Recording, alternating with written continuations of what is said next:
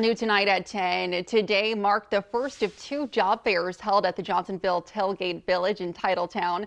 A variety of positions are available for those who want to be a part of upcoming events at Lambeau Field, including the Luke Combs concert coming up in May.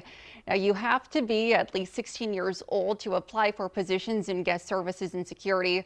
Those seeking game day roles must be available for all home games, any potential playoff games, and other events as needed. The people we're looking for are those who are energetic and love to be around different people and meet people and greet and talk to people and be part of the overall game day experience that we offer here. Between all the departments, guest services specifically, we have upwards of 200 game day positions. Now, the next job fair is scheduled for Tuesday, March 31st from 4 to 6. And when we